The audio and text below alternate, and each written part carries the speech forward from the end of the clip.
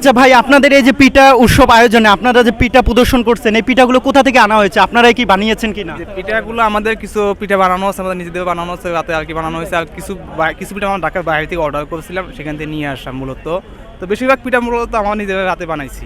আচ্ছা, আপনাদের কি এখানে কি লাভ করার কোনো উদ্দেশ্য রয়েছে কিনা? মূলত আমাদের এটা একটা আমাদের 16 ডিসেম্বর উপলক্ষে বিজয় দিবস উপলক্ষে মূলত এটা একটা আয়োজন আমাদের ছাত্রশিবির পক্ষ থেকে। এখানে বেনিফিটের ততটা আশা নেই আমাদের, শুধু মূলত একটা প্রচারের জন্য, এই দিনটাকে উদযাপন করার জন্য মূলত এটা করা।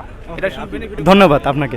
আমরা এখানে দেখেছি অনেক স্টল, তারা নিজেরাই পিঠা বানিয়েছে এবং অনেক স্টল আছে সম্পূর্ণ পিঠাটাই বাহির থেকে এনেছে এবং অনেক স্টল রয়েছে অর্ধেক বানিয়েছে অর্ধেক বাহির থেকে এনেছে। একটা স্টল আমরা পেলাম, এটা হলো রাষ্ট্রবিজ্ঞান বিভাগ, তারা সব পিঠাগুলোই তাদের নিজের হাতে রাত্রে বানিয়েছে। তো আপনারা এই বিষয়ে কি বলবেন যে আপনাদের পিঠার মান আমরা যখন বাইরে খাই ওই মানের চেয়ে কেমন, এবং দামটা আপনারা রেখেছেন খুব কম দাম, 10 টাকা 20 টাকা 10 টাকা, এটা রিজনেবল প্রাইস। আমি বলবো এই যে আমাদের এখানে যতগুলো উৎসবে পিঠা রয়েছে তার চেয়ে বেস্ট আমি বলবো রাষ্ট্রবিজ্ঞান, বিকজ তাদের পিঠার মূল্যগুলো যে কেউ কিনতে পারবে, 10 টাকা 20 টাকা, নট মোর দেন 20 টাকা।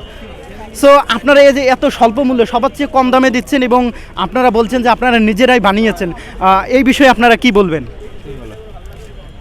বাঙালি ভোজন রসিক মানুষ আমরা চাই আমাদের এই ঢাকা শহরের যারা বসবাস করে, বিশেষ করে ছাত্র সমাজ তো পিঠা খাইতে পারে না, পিঠা মানে খাওয়া খুব অপ্রতুল হয়ে পড়ে। এই জন্য আমরা আমাদের নিজস্ব ঘরোয়া পরিবেশে আমাদের পিঠাগুলো বানানো হয়েছে।